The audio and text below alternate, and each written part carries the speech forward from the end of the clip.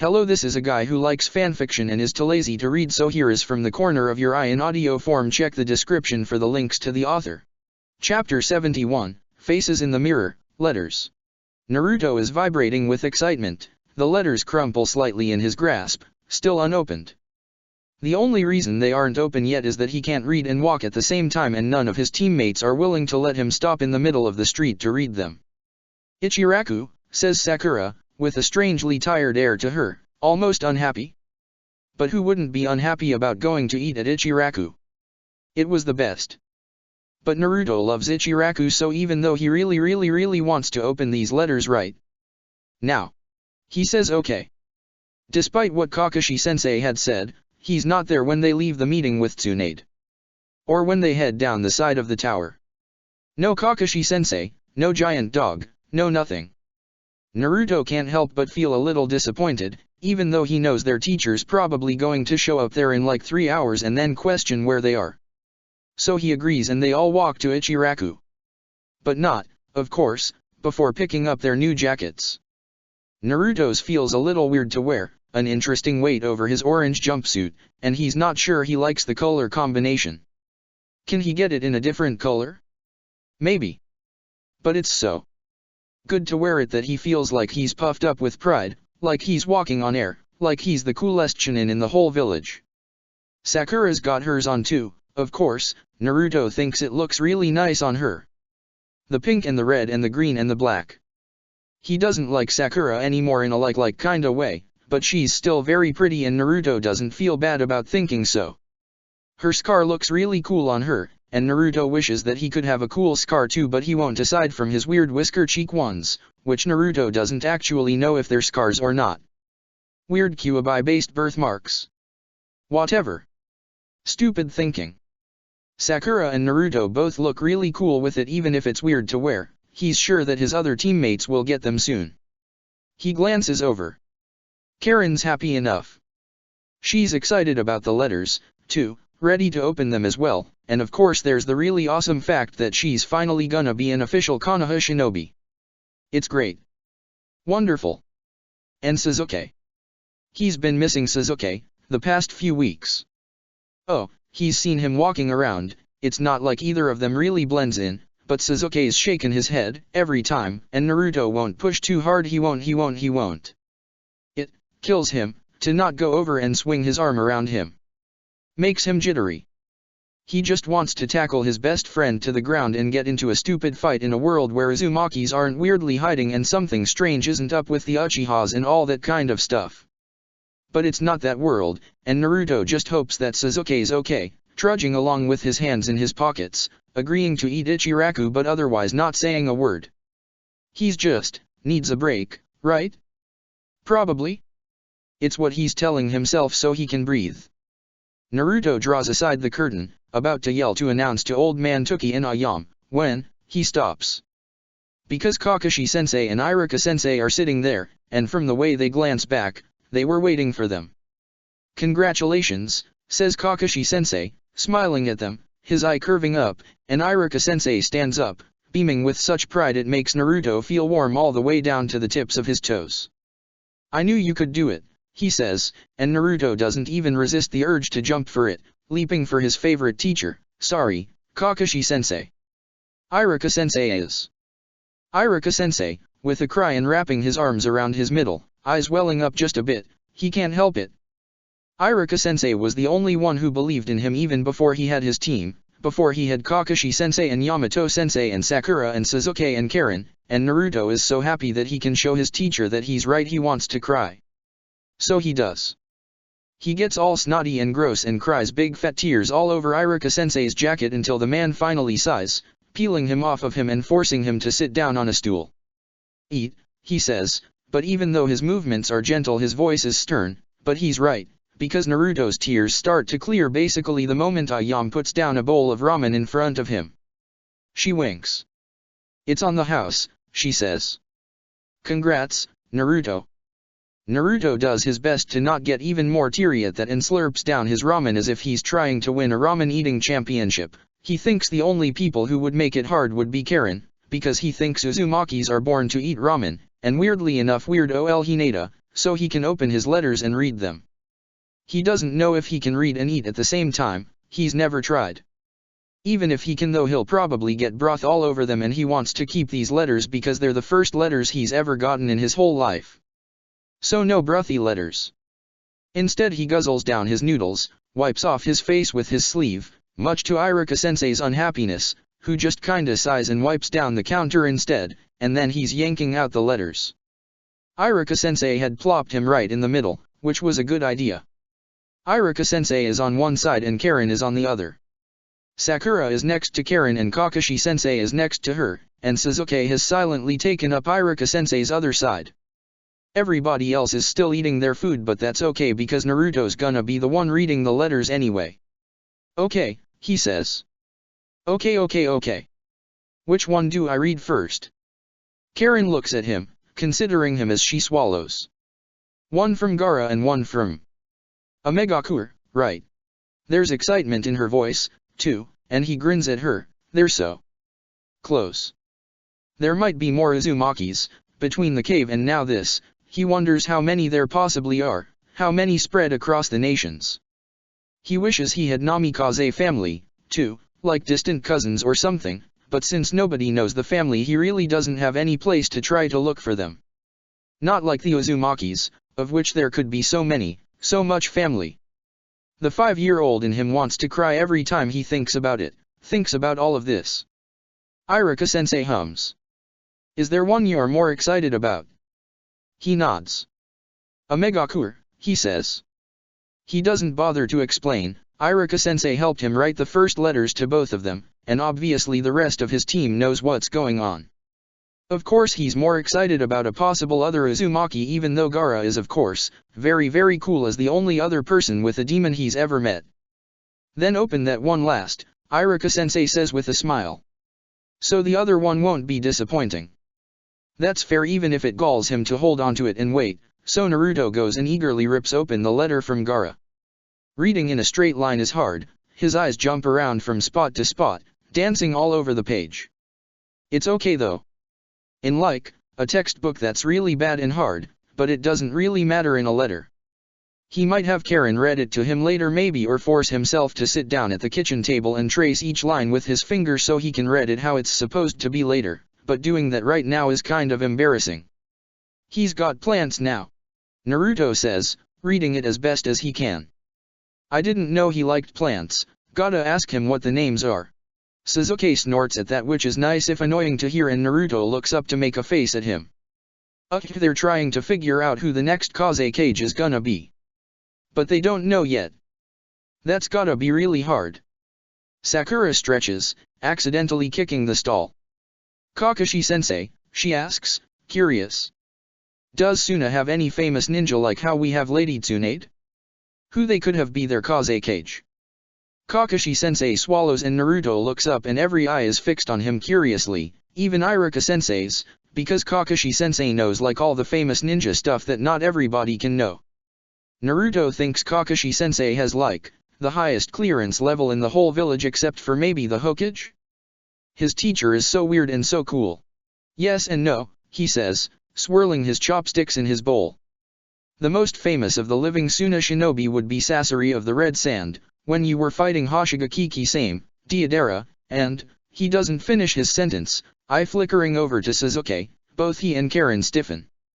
Well, Jiraiya and Lady Tsunade were fighting Sasori. That says plenty about that. Kakashi-sensei continues, though.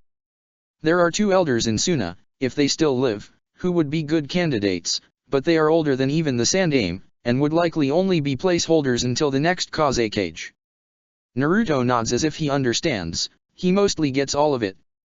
Who do ya think is going to be the next Kazekage then, he asks. His teacher shrugs. One of the elders, and then maybe one of the previous Kazekage's kids. Maybe Gaara would be the Kazekage. That'd be really cool. He could be the Kazekage and Naruto could be the Hokage and they would kick ass together. Something about that doesn't quite fit, doesn't quite feel right, but Naruto brushes that aside. Does the letter say anything else? Iruka-sensei asks, gently steering them back on track, and Naruto blinks 3 times really fast and then squints at the paper. Not really, he says. It's pretty short. Gaara says he didn't know what to write. So I think I'm gonna have to send him a bunch of questions next time to make sure he does know.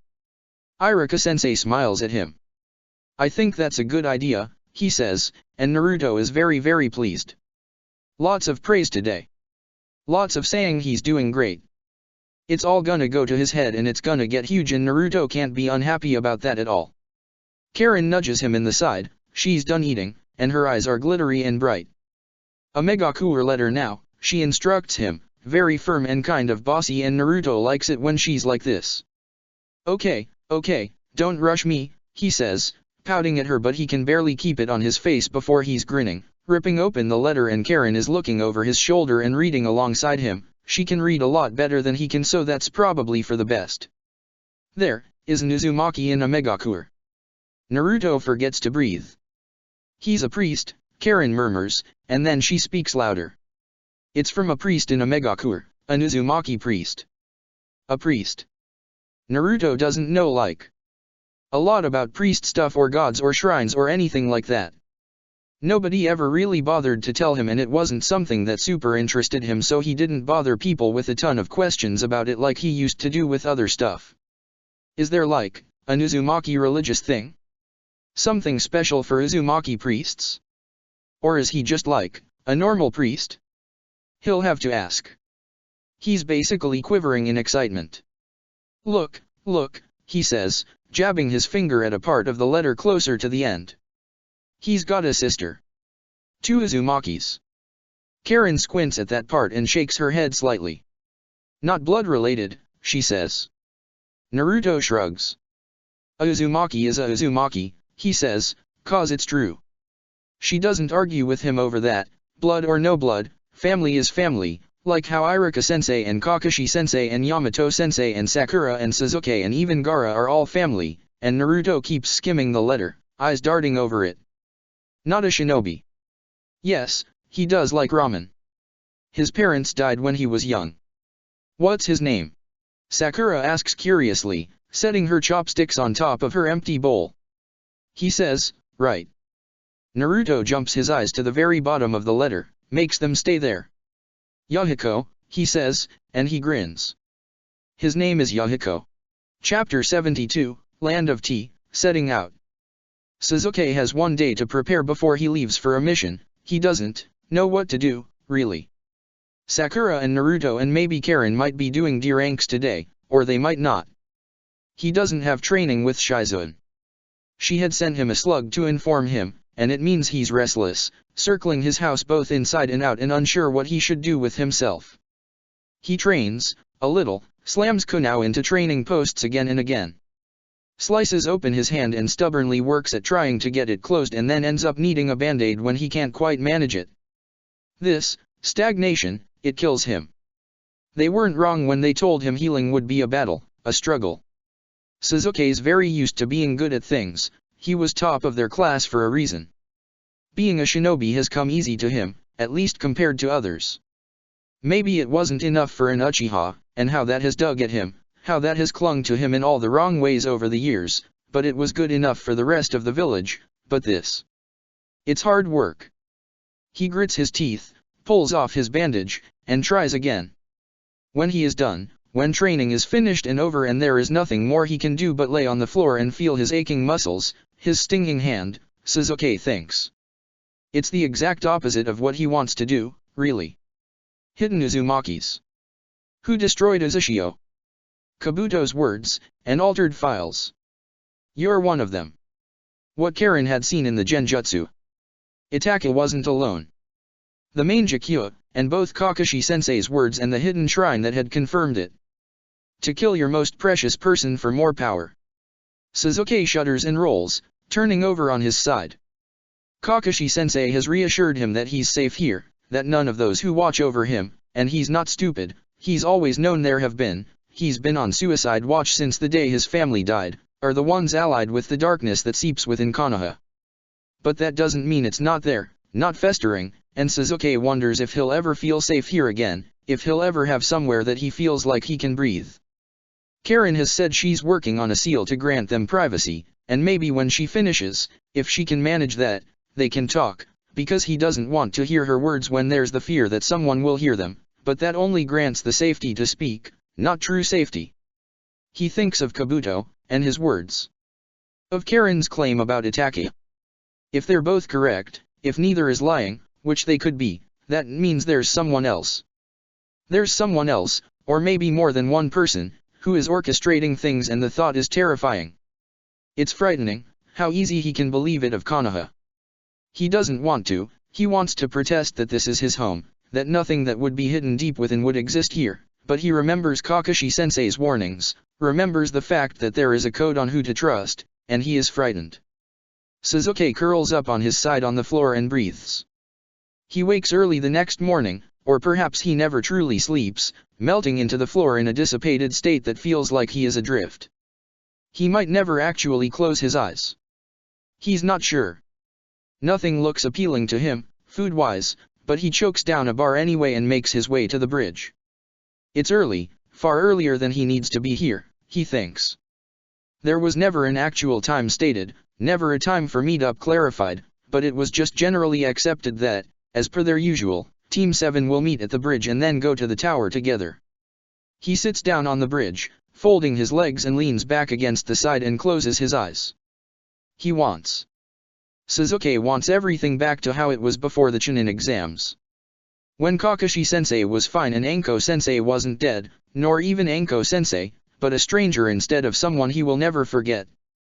Back before there was a seal on his skin, before Kabuto began to haunt his nightmares, and before he began to wonder at what lives below the surface in Konoha. Karen is the one good thing that has come out of the Chunin exams, and he wonders if the loss of her would be worth resetting everything else, but it's such an uncomfortable thought he puts a halt to it. He can't do it anyway. There's no point in thinking down that road. Sakura is the first to arrive, though Sasuke doesn't know how long he sits, and it's less awkward than the previous time. She has on her new flak jacket, and he feels envious, he does, but he mostly feels tired. Maybe if he could convince himself that she hadn't earned it, that it was a scam for her to get it, he would be more angry, but he had seen her fight against Gaara and he unfortunately cannot say that is the case. "Hey, Sasuke," she says, and after a moment she sits next to him. Their arms are pressed against each other, shoulder against shoulder, and he doesn't pull away. "What's up?" He considers for a moment, the best way to answer, and after a moment just shrugs. "Alive," he says. Sakura snorts. "Yeah. Alive." They sit there, and it's calm. He doesn't ask about her parents' divorce, that must be hanging over her. She looks tired, worn thin, and he could ask. She, in turn, doesn't ask about his own exhaustion, about what she knows he must be thinking of because of the last time they spoke. Sasuke's not sure if it is good, or bad, this silence. It simply is. He's not sure how long they sit, time seems to be slipping from him, more and more, and if he weren't so tired he thinks maybe he would care about that, when there are footsteps pounding. "Hey," cries Naruto, and when Sasuke opens his eyes and looks over, he's running pell-mell up the road. He looks his usual, normal, Naruto self, but for his flak jacket, and Sasuke can't help the renewed twinge of resentment. He's the only one without one. True, Karen is on Team 7 and she doesn't either, but Karen doesn't even technically count as a genin, so it's a completely different situation. Both Sakura and Sasuke rise to their feet as he approaches.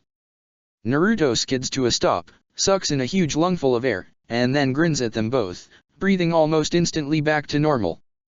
Come in, he says. "We gotta get to the tower." "How do you know?" asks Sasuke, even though he falls in step behind him as Naruto turns. "Where's Karen?" asks Sakura, because that's her priority. "Iruka-sensei already came and got Karen," Naruto says, bright and peppy. "And he told me to get you guys and go talk to Granny Tsunade." Sasuke grimaces just slightly at her being called such, not out of respect but because seriously, Naruto? But that makes sense and they follow along easily, jumping up to the rooftops to slip easier through the streets, jumping and clinging to the Hokage tower and then racing up into the window and into the office. The Hokage looks up with a scowl. "Late," she says. "Should have expected that from Haytake's brats." Sasuke could care less about her saying that, but Naruto scowls, folding his arms. We came here as fast as we could, he argues. She looms over her desk, slamming a hand down. Well, it wasn't fast enough. With a huff, though, she sits back down, not willing to keep arguing, it seems. You three have a mission, be ranked. Escort. It's definitely a little higher than Sasuke expected, and he exchanges glances with his teammates.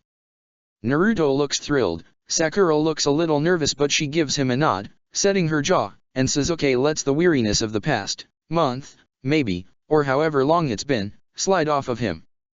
Mission mode. He can do this. Who are we gonna escort? A princess. Naruto asks excitedly. Lee said his team got to escort a princess. Sakura rolls her eyes. That'd be an A rank. Tsunade shakes her head. This could be an A rank if things get out of hand, but no princess, Naruto. She's quiet for a moment, looking at them and bouncing a scroll in one hand, her chin propped on the other, and they're quiet too. Every 4 years, our neighbor, the Land of Tea, holds a dedication ceremony at the Great Todoroki Shrine, and each time we're asked to escort a runner who will participate in the race that's part of the ceremonies. This year, the messengers who were bringing the request were attacked before they could get here. All three of them frown in unison.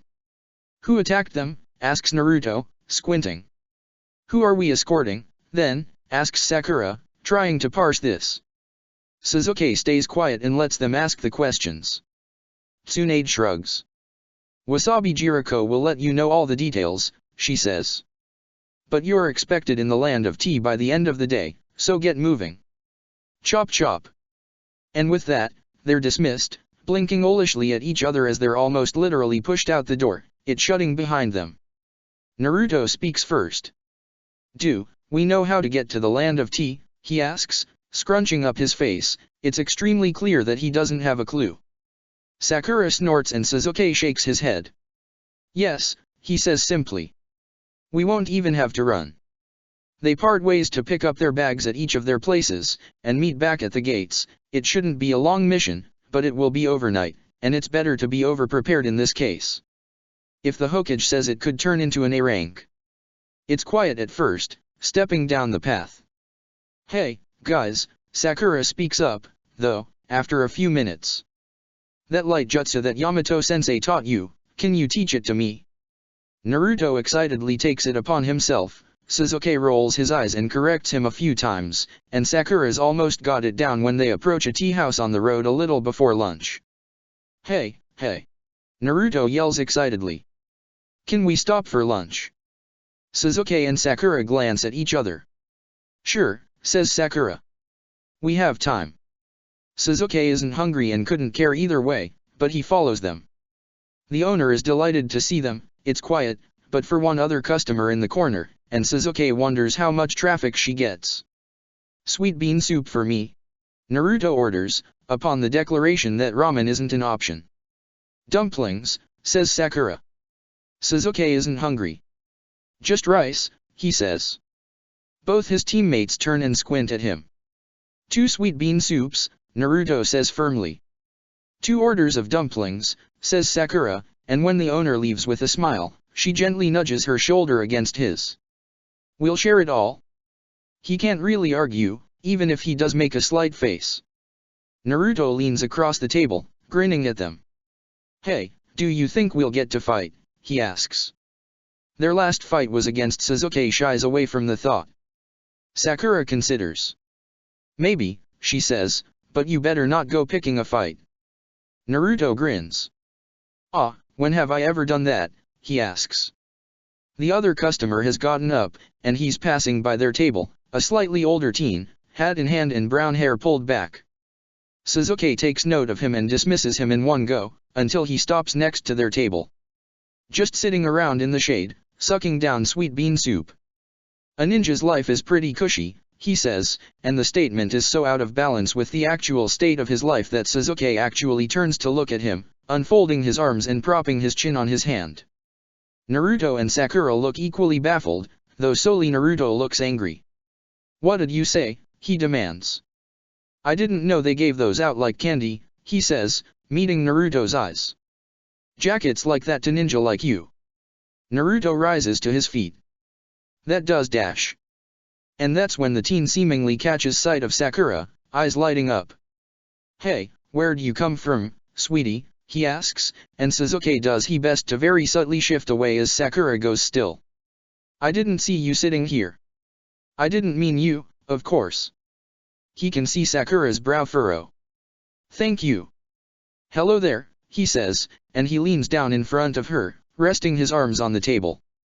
I'm Marino Idate. So, what do they call you? The name sounds familiar, but Sasuke can't quite process it right now. Naruto's glaring fiercely.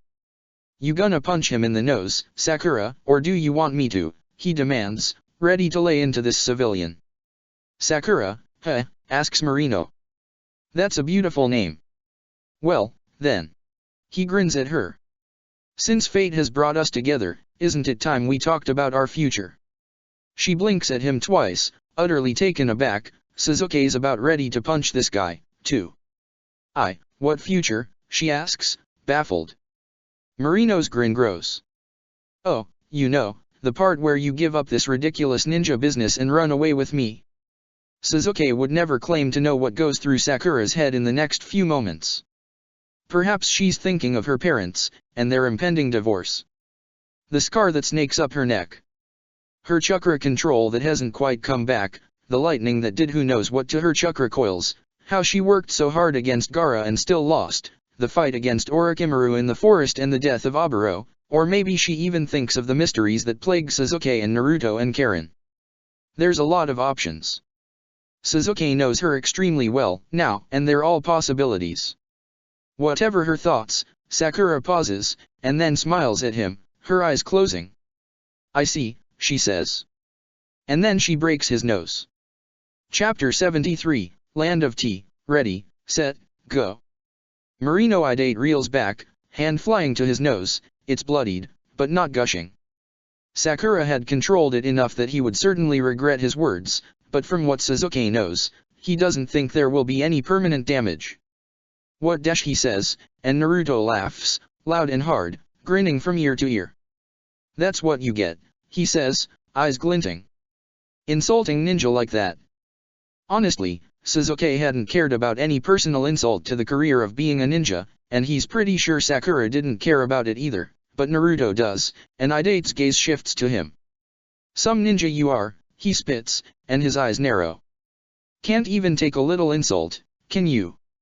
Sakura actually looks chagrined for a moment. Naruto looks ready to throw his own punch. Well, maybe you shouldn't be insulting us in the first place, he yells. Well, maybe you shouldn't be here. We don't want ninja in these parts. Idate says right back. They're less than a day from the village, admittedly, by ninja standards, and between this and calling being a ninja cushy, Sasuke thinks he must have stepped into some sort of weird, parallel world. Literally, what is this guy talking about? Hello. Admittedly, the dude could just be trying to rile them up and doesn't care if he's picking out the most blatant lies he can. That's quite possible. Before either of them can continue this utterly stupid fight, the owner steps out from the kitchen. There is no fighting here, she snaps, but there's a line of fear in her bravado. She's a civilian, yelling at ninjas to stop fighting. She sees the bloody nose that Idate has and the way that Naruto is ready to leap on him, and Sasuke can see her hands shake a little on the frying pan she holds.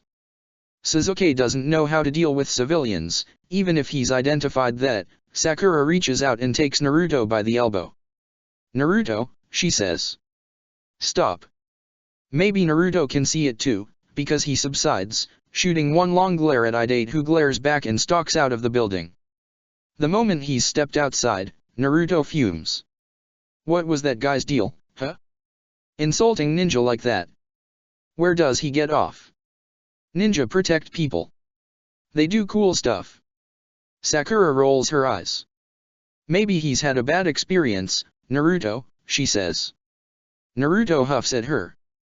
You punched him, Sakura. He didn't piss you off.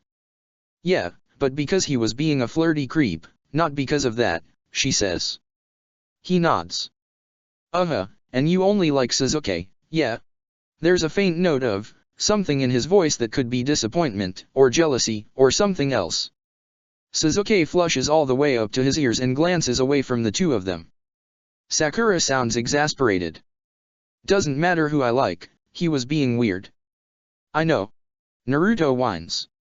I said They bicker and Sasuke sips his tea until the food arrives. He's really not that hungry, honest, but his teammates keep shoving food his way and he wonders when they turned into mother hens. So he manages to get some soup and dumplings down in addition to the rice before they pay and head on their way. There's no need to rush. Rush for ninjas, that is, their pace being better than basically anything a civilian can do, and so they just enjoy it.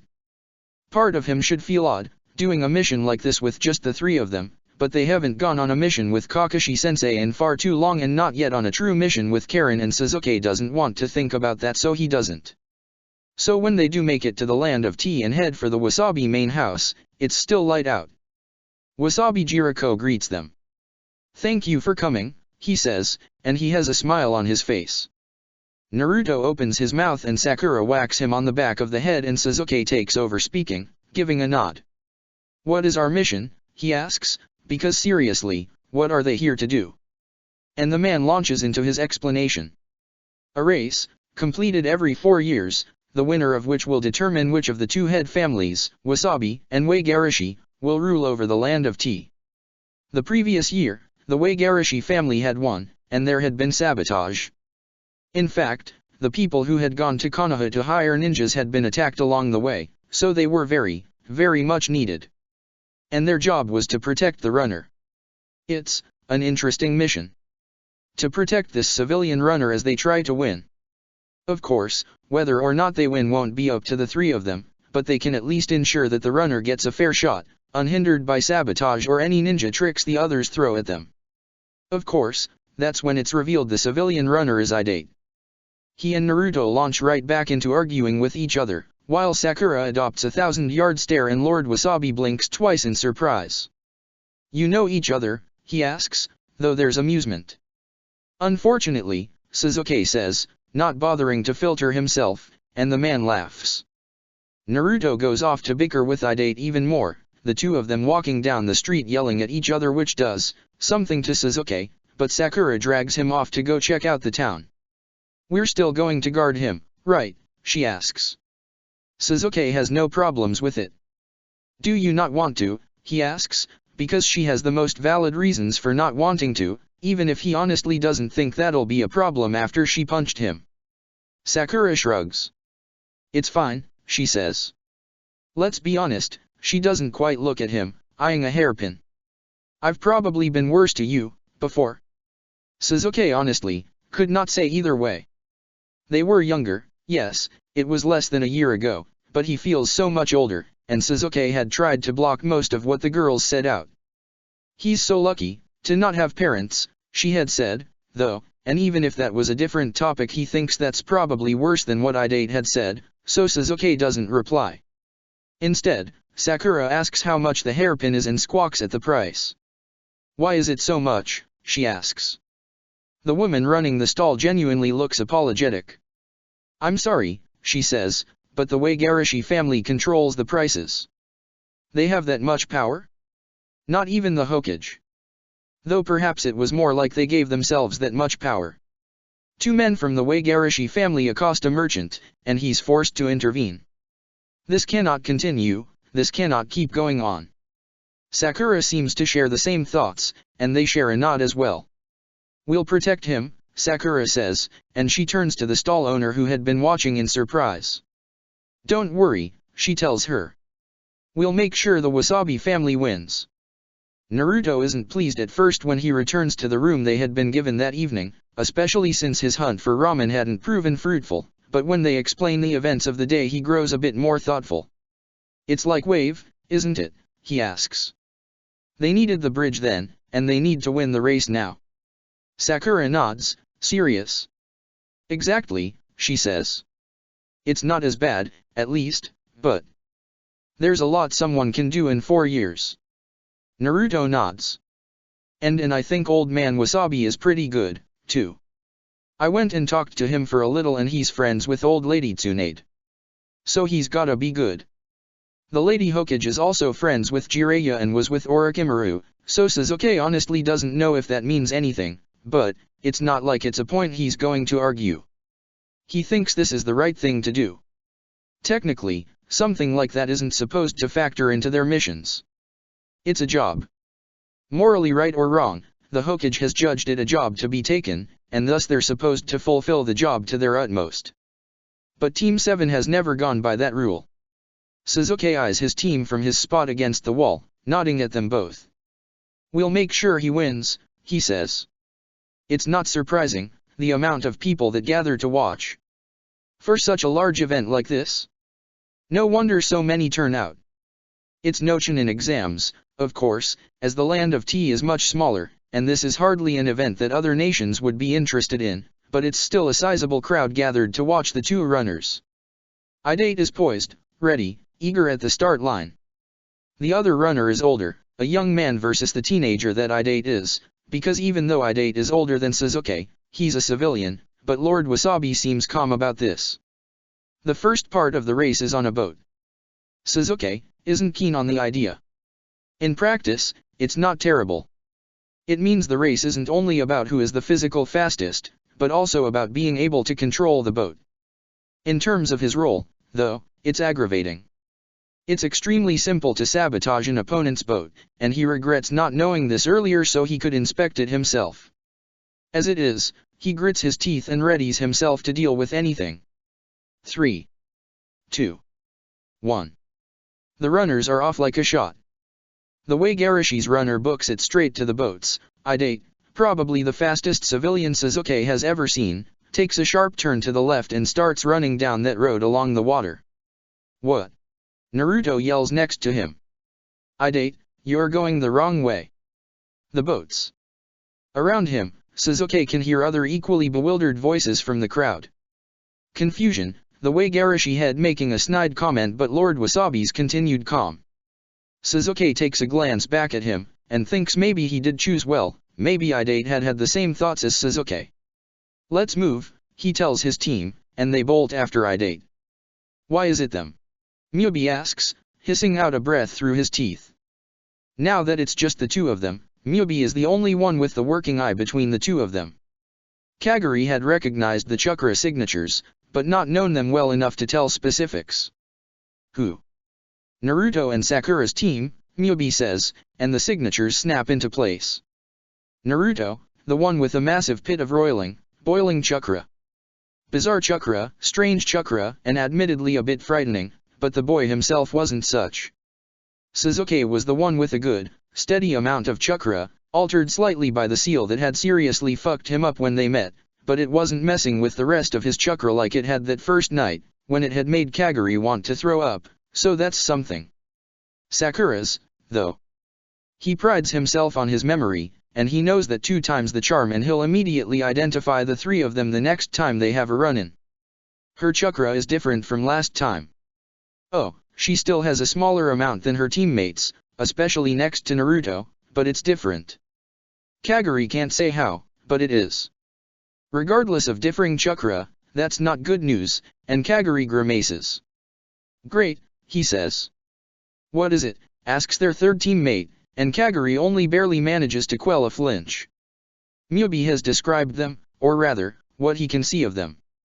They wear a rebreather like the rest of them, though theirs has cloth attached that goes over their nose as well. Long dark blue pants and a dark blue hooded top, with a black haori top fastened over that. They have yet to take their hood off and appear to wear their headband with a sash in the same style as Mubi, so he can't tell Kagari what color their hair is, and they wear a pair of black goggles to hide their eyes. To another village, perhaps, it would be an odd ensemble, but a Megakure is rather used to covering themselves up. That description doesn't faze Kagari, especially since he can't actually see it. No, what does is, their chakra. It's wrong. Like 2 chakras piggybacking off each other except there's only one but it feels like 2, and it also feels, dim. Hollow. Just, off in a way that normal people's chakra is not even Naruto with his roiling chakra nor Sasuke with his seal nor Sakura with her strange differences. Yuki is their name, and Kagari does not like them. Still, he answers. The Konoha ninja, guarding the Wasabi runner, they're friends of ours. There's quiet for a moment, and then Yuki speaks. I see, they say, their voice flat. Kaguri isn't sure if that lack of tone, of anything is intentional, or if it's innate, and either is a weird possibility. This won't be a problem, will it? No, Mubi says. We're not planning anything fatal. We can fight them. Yuki is silent again, pausing for a moment. I don't want to kill them either, they say, and Kaguri relaxes a little. Stick to the plan for now. Understood, the two echo, and then they're darting through the trees. Chapter 74, Land of Tea, Genjutsu and Arguments. Naruto's not sure he likes this mission. Yeah, he likes helping people. Old Man Wasabi seems really cool, and the way Garishis seem really awful, and Naruto really likes it when his missions are stuff like that. Helping people. Changing the world. That kind of stuff is really cool and what a future Hokage should be doing, so he's definitely down with that. But he can't stand Idate. Being a ninja isn't easy, it's not cushy. Becoming a ninja was so hard and being a ninja isn't easy and people die and Naruto has enough nightmares of his own and has heard enough of his teammates' nightmares that he would never ever try to say it's easy. When he thinks about his mom, and his dad, and about Kakashi-sensei's team and how they're all gone or how Karen's village treated her or everything about Sasuke's family or about Iruka-sensei's parents and about how Mizuki was his friend and Yamato-sensei's whole clan being gone aside from Yukamine and about Haku and Zabuza and Oboro. No, he doesn't like Idate. And maybe Sakura's right and ninja have been mean to him in the past before, but that would make sense for why he hates ninja, not why he thinks it's cushy. He doesn't like it. He doesn't like him and he doesn't like it and he thinks he's really stupid. But it's the mission and he guesses helping Idate is good because of how it helps everyone else in the Land of Tea, even if he doesn't like Idate, so he'll do it. But he doesn't like it. Idate takes off in the wrong direction like an idiot, and Naruto curses and races after him with Sakura and Sasuke on his heels. Hey, Idate, he yells, because the dude is not smart. The ocean's in the other way. Where the hell do you think you're going, you idiot? You have to turn around. He barely glances back at them, this dude is fast. You can forget about it. He yells. There's no way I'm turning around. He somehow manages to pick up even more speed, and the three of them fall behind. Shit, Naruto curses, gritting his teeth. How are we supposed to protect him if he's this fast? Sakura clicks her tongue behind her teeth. We're hitting woods up ahead, she says. We should be faster if we go through the trees. Right, Naruto says with a nod, because that makes sense, they can jump a lot further than they can run, and they shoot up at the first opportunity. They're quiet for a few moments as they run, nothing but Naruto's own breathing filling his ears. He wants to say something, he hasn't really talked to Sasuke in what feels like a bit, and he's bursting with it. He wants to talk. He wants to say words, but doesn't know what to say and this really doesn't feel like the time for it so he doesn't. We'll catch up to him pretty soon, he says instead, once they're close enough. They hop from tree to tree, the forest surrounding them, there's not a precise path, but it's clear enough that they can tell where Idate's going. Sakura nods from the corner of Naruto's eye. But it's too late now, she says. He won't be able to win this far away from the port. Sasuke shakes his head, just a quick jerk. I don't know, he tells them, he might have planned to come this way from the very beginning. Both Sakura and Naruto glance at him. Huh, they chorus, one after the other, and for a moment Naruto thinks Sasuke will do his stupid brooding shit and not actually answer, but he sighs. It's easy to sabotage a boat like that, he says. If he has another boat hidden over here, it's safer. Oh. That makes sense. If the other people were totally willing to have ninja attack people it would make sense that they'd be willing to sabotage the boat too, and okay, so Idate's not as much of an idiot. Still an idiot. But not as much of one. That's cheating, says Sakura, a frown on her face. Naruto nods decisively. The others are the bad guys, he says. Of course they're gonna cheat. And nobody's really got an answer for that. It still feels awkward, Naruto guesses, a bit strange, with the whole looming hey we're not talking about our normal issue stuff, So the moment he's caught up to Idate he jumps down, leaving his teammates in the trees. He wants to know if Sasuke's right, anyway, because maybe Sasuke is correct and maybe he's just thinking too much about Idate's smartness and the dude really is an idiot. Finally caught up to Ya, he announces, dropping easily behind him. Idate only seems to speed up, and Naruto has to pump chakra into his legs to try to keep pace. Hey, wait up, will ya? The other makes an annoyed noise and Naruto huffs. So what gives? Why the heck did ya come this way? Idate doesn't even look in his direction. Will you shut up? It's none of your business anyway, kid. Kid? Idate's not that much older. Naruto swells with anger, glaring at him and managing to clear that last little distance to run beside him. What's with the attitude, pal? He demands. I said shut up, says Idate, and wow, Naruto really fucking hates this dude. He speeds up a little more, and yeah, this is a race and he needs to go as fast as possible, but also Team 7 is supposed to protect him, and if he leaves them in the dust they can't do that. Are you gonna slow down or what? He asks. Idate does slow down, actually coming to a halt beside a giant tree, but he doesn't answer Naruto's question. I've already been here, he says to himself, instead. Great. I'm trapped in some sort of genjutsu. Say what? Naruto is really bad at getting out of genjutsu, no matter how hard he tries, he can't quite figure out the right level of chakra for it, not yet, at least. He pulls out his knife because that's how he has to deal with this. Idate, though. He runs like a ninja and now he slams his hands together. In that case, release, he says, and he must snap himself out of the genjutsu because he starts running. Over there, Naruto hears him say, and he runs towards what looks like an identical cluster of trees. Ah, wait dash. Naruto says, about to take off after him and take care of breaking out on the way, when he hears Sakura's voice. No, don't go that way. Sakura says from above him, but when Naruto glances up, there's only sky, there's no up that she can be, because she's not in the trees, and he can't actually see her anywhere? What's going on around here? Naruto asks, and he slices open his palm. The forest disappears. They haven't been running along in a forest, it's been the edge of a cliff this whole time, and Idate's running right for the edge. Shit. Naruto curses, glancing up, and Sakura and Sasuke are above, on trees running along the upper cliffside to his left. Shit, shit, shit. He bolts, pumping as much chakra into his legs as he can. Idate, he calls out, but either he can't hear him or he's ignoring him.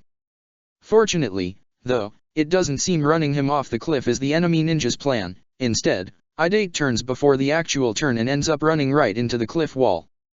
The expression on his face is one Naruto will never forget because it's the fucking funniest thing in the entire world, bleeding as he reels back with wide eyes, staring at the cliff wall because the pain definitely snapped him out of the genjutsu.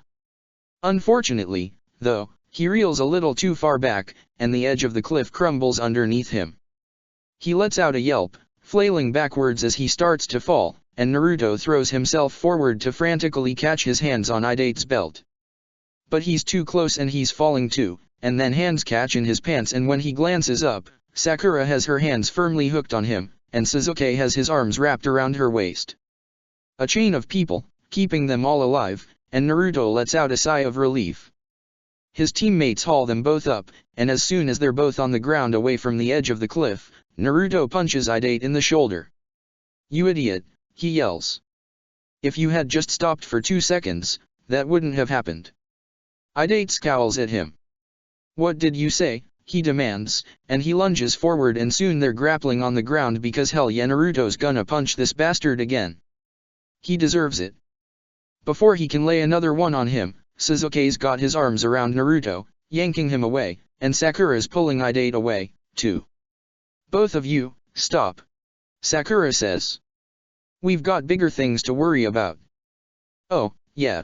Idate demands, pulling away from her and turning to glare. Like what? That was a double-layered genjutsu, Sasuke says, pulling his arms away from Naruto when he can stand on his own. It takes a lot of skill to pull something like that off. Idate turns away from them. Whatever, he says. I didn't need your help, I would have been fine. Naruto glares at him. He's so ready to punch him again, and only Sasuke's sudden grip on the back of his jacket is stopping him from wailing on Idate. You didn't need it? Listen here, you fathead, how about a little thanks for saving your life? Idate glares back. You only saved me because you're bound to by duty. There's no need for me to thank you. What, he Naruto wants to kill him with his eyes. What did you say? Did he think that if they weren't hired by him, they would have just let him die? Seriously? Is that genuinely what he thinks? Sasuke gives him the side eye, tugging on his jacket and then releasing. Stop it, Naruto, he says. He's right. Okay, Naruto knows Sasuke wouldn't have just let the dude die if they weren't in charge of the mission, and Naruto squints at him as Sasuke steps past him. But, look, if you don't want to wind up dead, then I suggest you stick close to us. Idate scoffs, but doesn't immediately start running. Naruto takes that as his cue to get some answers, even though again, he can't stand this guy. Hey, where are you going, anyway? Why didn't you get on the boat? He shakes his head. Forget the boat. I've got a different one. Sakura looks just as curious. Why? Is it a faster one? You're a ninja, right?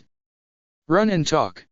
He takes off, but not as fast as before, and they're able to keep past just a step behind them. Look, he says, and he's not quite as hostile as before. Around this time of the year, there's some pretty strong seasonal winds. I noticed the clouds back at the starting point, and there was a strong wind blowing towards on. Oh. Huh. That makes sense, but Idate's not quite finished. And there's another port north where the current flows directly into Nagi Island, which is where we're headed. He glances at Naruto and makes a face. You should use your head more, he says, and Naruto can't stand him. If you can. Naruto is ready to kill him. Wisely, Sakura moves in between them as they run. It doesn't take that long before they're veering away from the cliffs, back along the woods and down to the ocean again. There's boats dotting the beach, some sort of unofficial port, but Sakura's gaze is trained across the water. What's that, across the water, she asks. Idate's answer isn't rude, for once. That's the halfway point, Motoroki Shrine, over on Nagi Island, he tells her, running lightly down the stairs. We can probably get there in about an hour. Just give me a sec. He's being not rude, so Naruto and Sakura and Sasuke wait at the edge of the stairs while he runs over and raps on the door of a building nearby. Gramps, it's me, he says, boat's all good. The door opens to reveal an older man. I've been waiting for you, he says, and doesn't immediately answer the question. Surprisingly, Idate doesn't seem to feel the same impatience that Naruto does. It's a race. They should be moving. Everything's all ready for you, he says. It's the one on the end. Thanks, says Idate, giving him a smile, and then he's racing off. You won't find a faster boat around, the man calls after him. Just make sure you win for us, Idate. I've had enough of the way Garishi. Idate glances back, smile still in place. Don't worry, Gramps. I'll win this, he says. Naruto scoffs, but it's a little uncomfortable. Yeah, whatever, he says, but he doesn't say it loud. He doesn't want the old man to hear, and he and his teammates follow Idate. None of them are experts at sailing, but they definitely got to learn some stuff while chilling in wave with old man Tajuna, and they get at it. Sasuke steers and Sakura and Naruto tie up the sails, and for a little bit, it goes well. Idate seems happy to stay at the front of the boat and not talk to anyone, and Naruto's super okay with that because he's obnoxious. When he's finishing up tying the sail, though, Sakura comes up behind him. Hey, Naruto, what do you think? She asks, her voice hushed and barely audible. He finishes his knot and glances back at her, confused. What about, he asks, trying to keep his voice just as quiet. About Idate, she says, and she looks over in his direction. Naruto follows her gaze. I mean, he's not just some ordinary guy. The level of speed he runs at is extraordinary. He's probably received some sort of special training. Special training, huh? What kind of training? Naruto asks, straightening up. Sakura glances at him.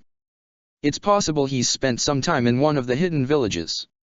Naruto's first instinct is to laugh because that guy's an idiot, but he did manage to get out of a genjutsu, so maybe. I guess he could've, he says, and they drop back to talk to Sasuke. Sasuke frowns at them both. You think he's a ninja, he asks, but he doesn't sound disbelieving, just clarifying. Sakura frowns too. Maybe. Could he have used to be one? Is that a thing, retiring that early? Naruto shrugs. Karin wasn't gonna be a ninja for a while before she decided she wanted to again, so I think you can, he says. They considered that for a moment, and then it's as if something clicks with Sasuke. Marino Idate, he says, slowly. Marino Ibiki? Naruto can't quite remember who that is, but Sakura's eyes light up. The Chunin exams proctor, she says, and oh. That guy. Naruto whirls around. Hey, Idate, he says, striding forward. You know Marino Ibiki? He was the proctor for our Chunin exams. Idate turns and gapes at him. What? He asks, weakly. My brother? He's alive. They all kind of still at that. Naruto tries to laugh but can't quite do it. Of course he's alive. Why, wouldn't he be, he asks. Seriously? Idate asks, eyes wide. He's really alive then. Before anyone can answer or clarify anything, a drop hits him on the cheek. He blinks, startled, and touches it. It's raining, he asks, surprised, because it had been clear just a second ago. Suddenly, more rain is pouring down, but it's not rain. It's too dark for rain, black and not like any rain that Naruto's seen before, and the smell is familiar but not one he can identify. It's oil, yells Sakura, and Naruto is just about to question why oil is raining, why it's puddling up everywhere, do their enemies plan on making them slip and fall. An arrow hits the deck behind Idate. It's a light, and the ship bursts into flames. Chapter 75, Land of Tea, Rain vs Fire. The fire spreads quickly enough, fast enough, there's no way that any water jutsu can put it out and leave the ship still working, Naruto thinks. At least, maybe?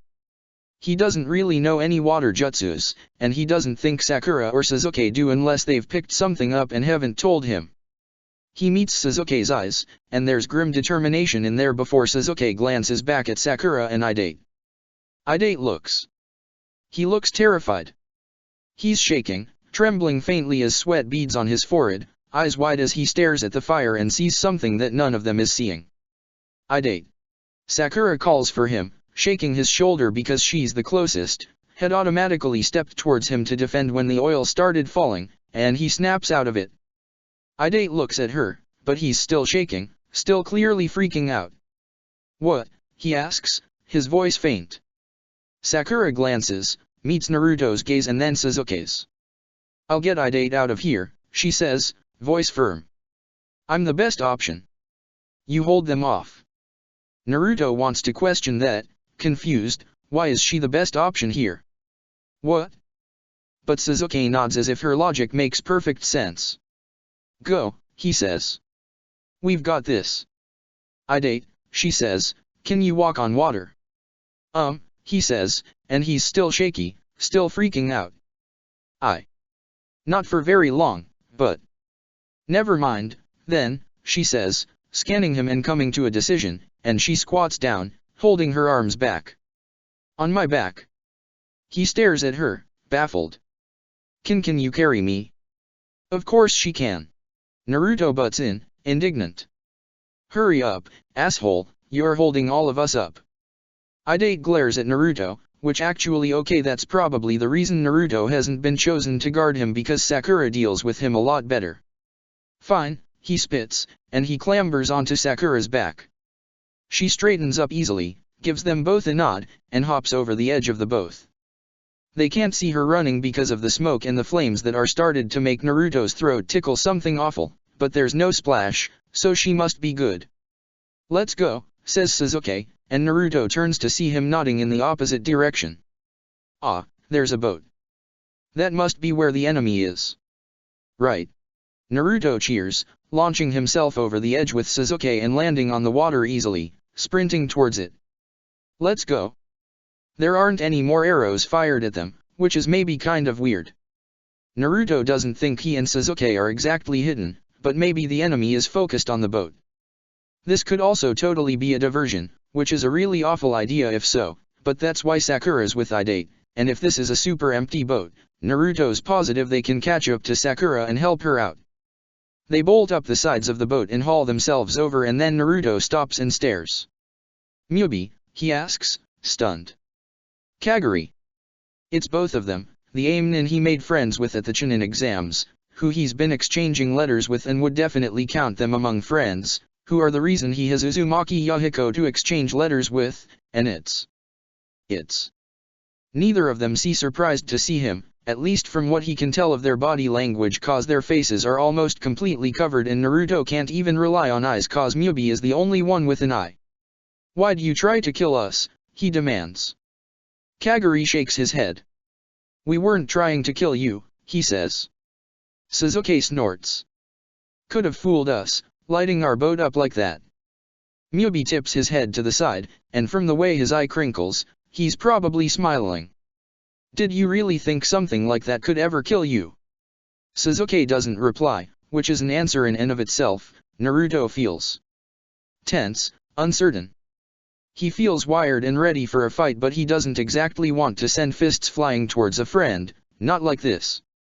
This isn't a good and healthy spar or even a fight to move a level up, but like an actual village vs village fight, and Naruto doesn't know what to do here. Are you Uzumaki Naruto? Says another voice, and that's when Naruto finally notices the third Aimnin. This one is covered, so much of them, just the barest skin visible above their rebreather and mask. Hair covered, eyes covered, so much of their body covered, just the tips of their fingers under the fingerless gloves, too. It's okay. Naruto guesses it's not that weird for Aim if he has Mubi and Kaguri and Oboro to judge by, but it's still really weird. Yeah, he says, and he scrunches up his face. Do I know you? They're quiet, all five of them, before the new one speaks. No, they say, and okay, that really doesn't answer Naruto's question at all. How on earth does this guy know his name? Naruto, Sasuke snaps. You get the new guy. I've got them. He nods at Mubi and Kaguri. They probably shouldn't be speaking their plans like this out in the open, should be using sign, which Naruto is absolutely pants at. Oops. But it's not like they're trying to kill them, just delay them so that Sakura can help Idate win the race. Okay, he says, and he grins, locking eyes with the new one. Well, maybe locking eyes? They've got their goggles on, so it's not like Naruto can actually tell if they're looking at him or not. Kaguri snorts. You think you can take both of us on, Uchiha? He asks, and Naruto thinks that maybe it'll be okay to fight them, because they don't sound super hostile either, and they can do this, even if he doesn't understand why they're working for the Wagarashis. Maybe they don't know that they're super awful? Sasuke smirks. Sharingan, he snaps, and does he actually need to say it to activate it, or does he do it just for emphasis? Naruto's never asked. Either way, his eyes flare red, and he looks pleased with himself. You can try your genjutsu against me, he says, and yeah, okay, Sasuke's definitely got this. So Naruto promptly slaps his hands together. Shadow Clone Jutsu, he yells, and with a poof of smoke, 6 clones spring into action around him to tackle the other ninja off the boat. It works, as Naruto follows quickly behind, though the other ninja quickly poofs out his clones before landed neatly on the water. Naruto lands a little less gracefully, but he lands, and that's what counts. Hey, what's your name? He asks, before they really start fighting. He can't just keep calling them the other ninja in his head. They pause for a moment, maybe surprised. Yuki, they say, and Naruto nods. Yuki, how do you know my name? Because okay, maybe they've never met before, but how do they know him? Did Kaguri and Mubi say it? But no, then Yuki wouldn't have been asking, so there had to be something else up with that. Naruto can think. Take that, Sakura. Yuki considers for a moment. If you win, they say, then I will tell you. Oh? Is this a bet? Naruto beams. He's fantastic at these. Okay, he chirps, bouncing from foot to foot. What do you want from me if you win? I want you to answer a question, they say simply. I can't share Super Konoha secrets or anything, he says, though he's pretty sure the only Konoha secret he knows is himself, maybe? Well, no, there's the weird secret people in Konoha and the stuff with the Uchiha massacre, but that would be really weird to ask about. Yuki shakes their head. No, they say, something personal. Okay, now Naruto's even more interested. How do they know him? Okay, he says. A deal's a deal. And then he slams together his hands and summons an army of clones. He can't see Yuki's eyes, but from the way they take a step back Naruto thinks they must be surprised. He grins, and as they charge forward, he goes for phase 2. Naruto bites his thumb and flips through the toad summoning hand signs, slamming his hand onto the water. Gamabuntat, let's go. Sakura runs. Idate is quiet on her back, which she's thankful for. She can certainly lift him, and she can certainly lift and run with him, but she thinks that if he talked and distracted her she might just pitch him off her back out of sheer frustration. It made sense, still makes sense, for her to be the one to watch him. Naruto and Idate have been arguing literally constantly this entire time, and while Naruto would definitely still protect him because he's a good-natured moron, she doesn't doubt they could get completely distracted from the mission and race just by yelling loudly at each other. Sasuke she hadn't even slightly considered an option because there's no way Sasuke would ever want to stay behind and guard Idate.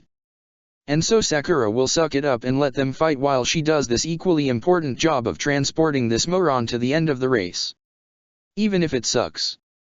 Still, though, she can't glance back because it'll be patently obvious as she bolts across the water, but Idate had been seriously frightened.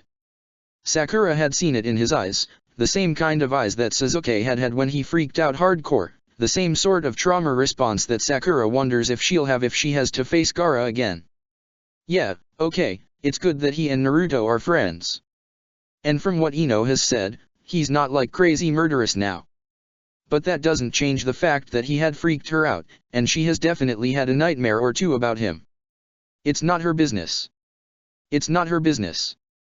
They hit the island and she bolts up it easily, foot after foot as she uses chakra to stick herself to the stones and then to run up the side of the cliff. She can still do this, she can still do this. Your chakra control seems fine, they had said. But your chakra isn't the same. Sakura leaps over the edge, pausing, and that's when Idate finally speaks up. Put me down, he says, and when he starts shifting she does so, letting him drop off her back. I can run from here. After a moment, she nods. He had been fast, definitely faster than her carrying him, and since they're up here there's no reason for it. Okay, she says. But you need to be slow enough that I can keep up. He scowls at her. Why should I wait for you? Sakura frowns right back at him. There could be more, Idate. It's my job to protect you. They hear a clap, slow and steady, and they whirl, Idate a beat behind Sakura. It's a man standing there, he claps, slow and steady, an umbrella tucked in the crook of his arm. He's tall, dark green hair and an aim headband on his forehead, and Sakura falls into a ready stance in front of Idate, kunai between her fingers as she shifts, ready to throw. Your dash Idate breathes fast, behind her. You're Aoyorokusho. A clever girl, he says, meeting Idate's eyes behind her and then meeting Sakura's own gaze. He stops clapping, holding his umbrella in one hand now and twirling it. Too bad you're watching over him. I'm not surprised he ran away, it's not his first time. Don't start that. Idate snaps, and Sakura's eyes flicker to him for a brief moment. He looks pained, angry, before her gaze refocuses. That was all because of you. Now, he says, tsking slightly. You can't blame everything on me. Have you told your little friend here? There's loud breathing for a moment, Idate's harsh behind her. Sakura doesn't reply, her mouth presses into a thin line, and she meets his gaze steadily. He's at least a Chunin, Sakura thinks. Maybe a Jounin. Probably not, he says, when it's clear neither of them are going to answer. He's never trusted anybody in his life, and he's never thought of anybody but himself. He abandoned his village, did you know? He's saying it almost conversationally, As if he's not spouting off horrifying secrets. He betrayed his brother. It's all about him, he doesn't care what happens to anyone else. That's a lie. Idate snaps, vibrating with tension behind her. If he runs forward. But he doesn't, and the man, Aoi Rokusho, he laughs. Really? I haven't seen any changes.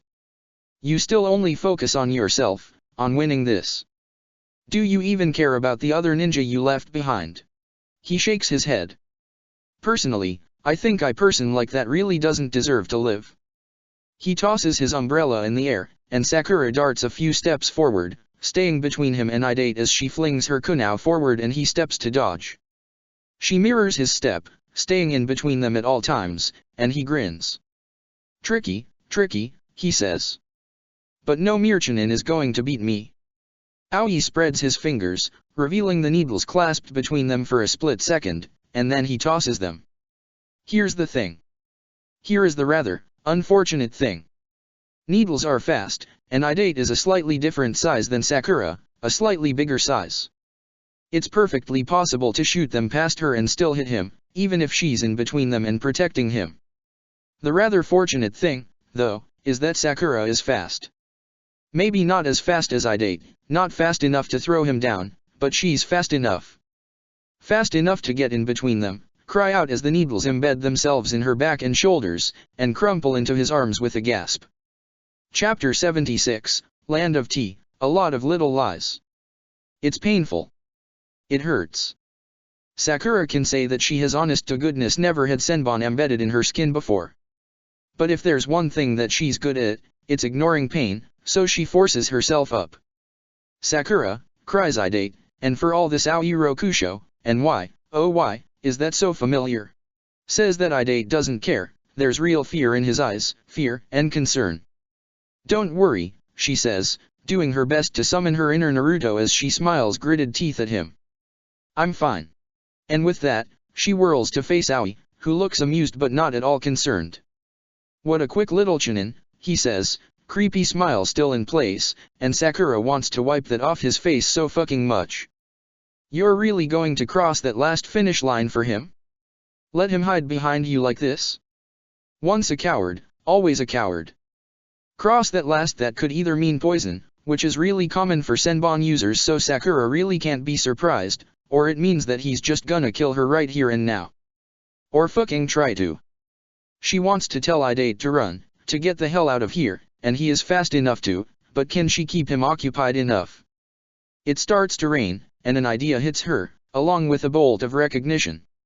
Oh, her teammates really aren't going to like this idea, are they? Idate, she says, run for it. I've got him. She risks a glance back, quick and sharp, and his eyes are wide with fear. Sakura, you dash. Go, she snaps, and Aoi Rokusho laughs. Running away again. Like you always do, he says, wickedly amused. Yeah, you'd be the one to know about that, wouldn't you? Sakura asks, because she's placed him. She had been with Karen, desperately trying to find the man from Itaka's genjutsu, and while they hadn't managed that, she recognizes him. He had been in there. Didn't you run away from Konoha to join AIM? Are you really one to talk here? His smile slips, finally. Oh, so he did tell you, did he? His voice is low, dangerous. Sakura doesn't know which reply would piss him off the most, which one would make him fixate on her more, the idea that Idate did tell her whatever it is that makes them know each other. God, was Aoi Idate's Jounin sensei? That would literally be the worst and explain so much about why he does not like ninjas, or the concept that she was able to figure it out on her own, so she doesn't respond. Instead, she tries again, Idate, I'm telling you, go. And this time, he runs. Idate is fast, and while it made him hard to keep up with earlier, it's a blessing, now, as Sakura flings herself forward. If she tried to attack normally, she thinks, he would dodge it. He's a Jounin, and she's barely a Chunin. Water's a really good conductor for lightning. Sakura already figured that out, once. I think Sasuke will kill me if I make this my regular form of attack, she thinks distantly, since he's supposed to be their next medic nin and all. But Sasuke's not here, so Sakura flings herself forward to collide with a bewildered Aoi Rokusho and promptly electrocute them both. Sasuke stands on the rocking ship, and faces them both. Unlike Sakura and Naruto, he doesn't count them as friends. Allies, once upon a time, but in this world there are few allies bound to last. Still, he doesn't particularly wish to fight them. Heard Konoha went to shit in the third part, Myobi says, evenly and with his one eye narrowed slightly, assessing. But it sounds like you all are doing okay. Sasuke doesn't know if he means that Naruto and Sakura have told them such, or if those are just the rumors that float through the grapevine, but he can't help his quick swallow at that, sharp and cold. Sure. Fine. Doing okay. That works. That works. Yes, he says after a moment, because he doesn't know if Kagari can sense the barest hint of nods he gave, and his gaze flickers over to the other one. Sasuke is stalling, he's just stalling so that Sakura can get away with Idate, and the two of them can win this whole thing. But, shouldn't they be trying to beat them quickly, then? Shouldn't Myobi and Kagari and that new ninja be trying to take them down as quickly as possible, so that they can race ahead and stop the other two? Fighting Sasuke and Naruto isn't their mission. Stopping Idate from winning the race so the other runner can win is. Yet they haven't even made a move to attack. Unless they're stalling too. The horror of that thought dawns on Sasuke quickly, and his eyes go wide. You're stalling, he says, snaps. Is your sensei here? God, it hadn't even occurred to him. Konoha is spread thin because of the invasion, and so too Chunin and Genin were plenty for this. But AIM faced no such invasion, and as far as he knows, still no idea who the new guy is. This team is all Genin. Of course they'd have their Jounin sensei. Fuck. Team leader, Kagari says smoothly, but he doesn't sound happy about it. Sorry, Sasuke, but I don't think you are winning this one. If he were Naruto, he thinks, he might say something about the land here, about how they need the help and how Myobi and Kagari are helping the bad guys or something inane like that. Sasuke knows that doesn't matter. Sakura might come up with some plan to incapacitate them, maybe, because she's clearly gotten very good at battle strategies to make up for her lack of sheer power. All Sasuke can wonder, though, is, will he kill her? There's no reason, most of the time, to not kill an enemy ninja. The fact that Haku didn't kill him for real is still something that haunts him on occasion, that was still so deeply incorrect and wrong. Sakura may have gotten a lot stronger since the academy, but there's still no way she can face off against a Jounin alone. Kakashi-sensei is a Jounin that wouldn't kill the enemy just because, but is their team leader like that? The pause and silence from Myobi and Kagari is enough. They don't need to say a word. Naruto! Sasuke yells, projecting his voice as much as he can. Clone here, now. Myobi and Kagari's hands flash and clones start to climb out of the water, slither up the side of the boat, but they don't attack yet. Sasuke's not sure what they're thinking, what they're going to do, but Naruto's clone is there, and that's a relief.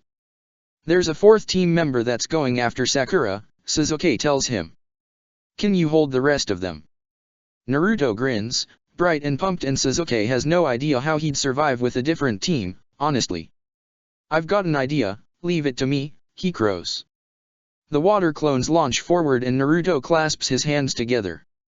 Shadow Clone Jutsu, he yells, and the clones leap forward with a roar to start knocking these guys off the boat, too. It's raining, and that should probably only mean that the AIM Genin are stronger against them, but if Myobi and Kagari aren't putting up as much a fight as they could, well. Sasuke's not gonna tell anyone. He takes the silent offer for what it is, and bolts for shore. Hey, greets the toad that appears on top of the water, before promptly making some sort of weird toad yelping noise and leaping up on top of Naruto's shoulder and then head. Hey, what are you doing? This is salt water. Okay, that sounds like it might be kinda important, but Naruto does his best to look at the toad on his head without growing cross-eyed. Hey, you're not Gamabunta. No, I'm not, and you should be glad, says the toad. This is the ocean. That's not good water for toads. Oh, and Gamabunta definitely couldn't hide on top of his head. Yeah, okay. What's your name? I'm Gamakaki, says the toad. Gamabunta is my dad. Yuki pops the last clone, then, slamming a kunao into its gut, and oops, okay, Naruto needs a new plan, clearly toads aren't gonna work. Okay, sorry Gamekaki, you can go then. He actually super wants to talk to Gamabunte's kid later because that sounds super cool, but he can do something else, so okay, no toads right now. Summon me sometime when you aren't fighting, says Gamekaki, and there's a puff of smoke and a sudden weight gone from his head, so it's just Naruto. Yuki surveys him curiously. You have toad summons, they ask. Says Naruto. From Pervy Sage. He's stalling, but that's cool, that's the plan anyway, even though he's gonna beat this guy. They still for a moment. You mean Jiraiya of the Sunin, they ask, and how did they get that from just that description? Man, so many questions to choose from. Have they met him before? Yeah. Naruto says, and he grins, cracking his knuckles. I got taught a lot. I'm pretty strong, you know. You should have seen me in the Chunin exams. Pervy Sage does get credit for teaching him that. Yuki takes a tiny step back and lets out a quiet, maybe nervous little chuckle. But before they can respond or say anything, there's a shout from the boat behind Naruto. Naruto! Clone here, now, yells Sasuke, and Naruto doesn't even think about it.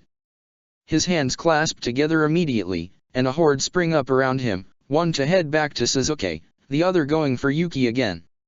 Even though the other shinobi's expressions aren't visible, there's a distinctly resigned feeling about their body language, they're not gonna let this slide again, and Naruto's clones are dispatched far more quickly this time. Yuki throws themselves through the smoke they create, using it as a shield until they're suddenly right there, and there's a fireball in Naruto's face. He yelps, letting the chakra on his feet disappear, so he plunges right into the water, before coming up to the surface, gasping and paddling. That's dash. That's Sasuke's move. And he guesses Sakura learned it too, but how the hell does this guy know it? Does everyone? Should Naruto start shooting off fireballs now? He barely gets a moment to sputter before Yuki's hands are flying swiftly in a pattern that Naruto doesn't recognize, and there's a sudden curl of water that wraps itself around Naruto's foot and yanks. Shit dash. Wait, he knows how to do this. Naruto thanks Yamato-sensei a million times over in his head as his hands flash through the signs so he can yank the air out of the water to cover his mouth and nose. It'll let him breathe, just a little bit, and it gives him an idea. There's a fourth team member going after Sakura, Sasuke says. A clone leaning in close to Kagari. Hey, you can breathe underwater with those things, right? Oh, hell yeah. Naruto's hands slam together, creating even more clones as Mubi and Kagari finally pop the last of his, which, they probably could have done faster, and all three of the AIM ninja appear under the water. Mubi snorts. Wait, they can talk in those things? Naruto, your shadow clones really aren't any use against our water clones, he points out, kinda meanly, but in a Sasuke or Sakura kinda mean, not a real way. That's okay. That's not the point. Naruto grins. The shadow clones don't go for Mubi and Kagari and Yuki, instead, they dive straight for the ground, standing in a circle to shove their arms in, and a familiar ball starts circling in them. Yuki gasps audibly. Raise non, they ask, startled, and Naruto really wants to know how on earth this guy knows that. Seriously, what is their deal? But Yuki's been fighting this whole time like they don't know how, or something doesn't fit right, or just Naruto doesn't know, but it's weird, something's seriously off with them, and Mubi and Kagari are seemingly deliberately going slowly and, well, a lot of raise-nons together in the water create a really nice whirlpool. Naruto cackles, unable to help it, seeing Mubi's eye go big as the three AIM ninja try to get away and completely fail, and then he shoots for the surface. Yeah, there's more mysteries to be solved here, but team comes first. And maybe this counts as a win. Does he get a question? Hopefully. He's got a lot to choose from. I'd 8 runs. It's all he's good for, isn't it? Running. Leaving people behind to take the fall for him and be hurt in his place and be injured, and he stops. Comes to a halt, grinds his teeth, and looks down at the pocket knife pressed into his palm. He remembers when Boss Jericho had given this to him. He had tried to pick his pocket, back when he had nothing, back when he thought his brother was dead and he had left Konoha behind, and Idate owes him, and should run for him. He should keep going. But he thinks about his brother, and how he's alive. They said that Ibiki was alive? And whether Boss Jericho would really want him to leave Sakura behind. He knows what Ibiki would do. What he would say to do. But Idate's never been his brother, has he? That's always been the problem. That's always been the point. Idate turns on his heel, and runs back the way he came. Check the description for the links to the author.